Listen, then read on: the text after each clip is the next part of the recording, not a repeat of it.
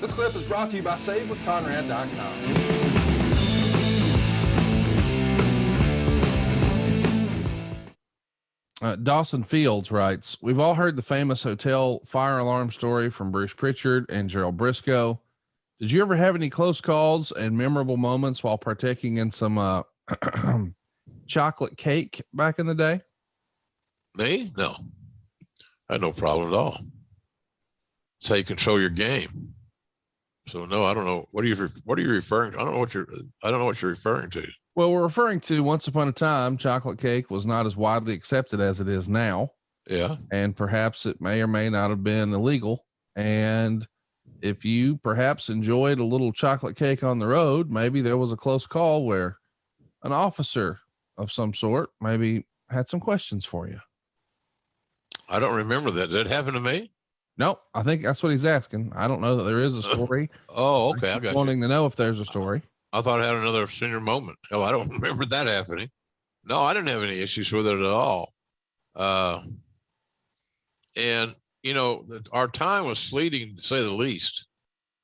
So I didn't really. It's hard to carry the flour on the road. I would never do that. I didn't do it much. But I know the boys were fearless. I thought I had too much to lose. Right. You know, being a senior officer of the company, I didn't need that on my resume. So, no, I dodged that bullet. The chocolate cake use was most famously referred to with me and Heenan, or Heenan and I should say, or Heenan and me. Whatever, we got it. Yeah.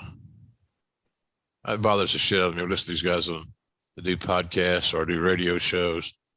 You know, me and so and so, me and so and so. How about this? You're a fucking broadcaster. I don't want to me and this, me and that. How about just giving proper English so you don't make yourself sound so fucking stupid? I mean, really, come on. He killed him. Now, if you're in the kitchen, who is he? And who the fuck is him? He killed him. Sting. Oh, now I got it. Sting's in this equation. He killed him. Goddamn, we're pronouncing ourselves right out of the goddamn game. So, no, I didn't have any of those issues, Connie.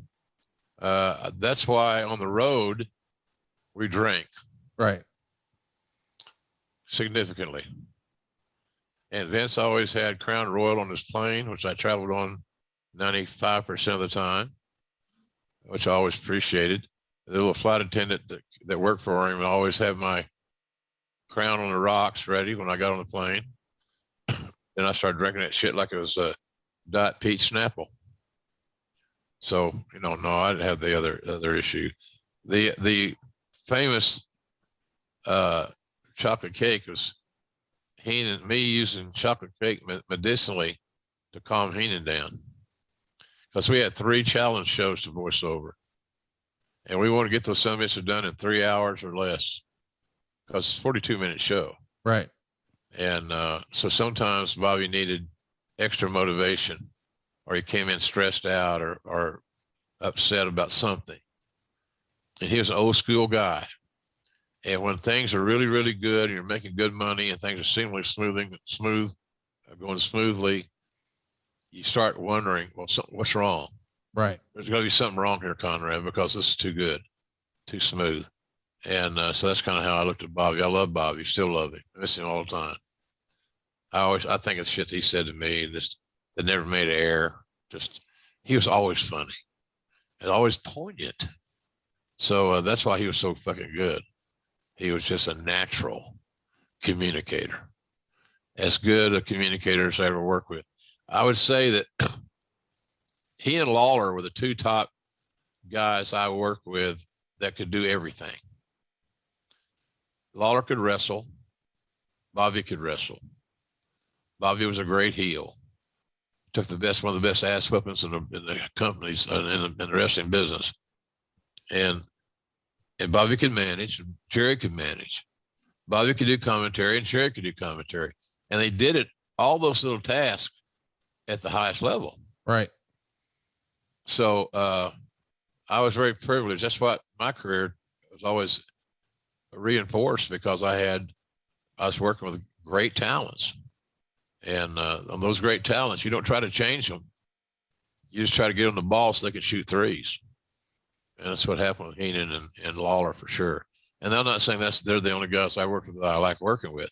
I mean, I only got to work with Paul Heyman sporadically because he would normally implode at some point in WCW.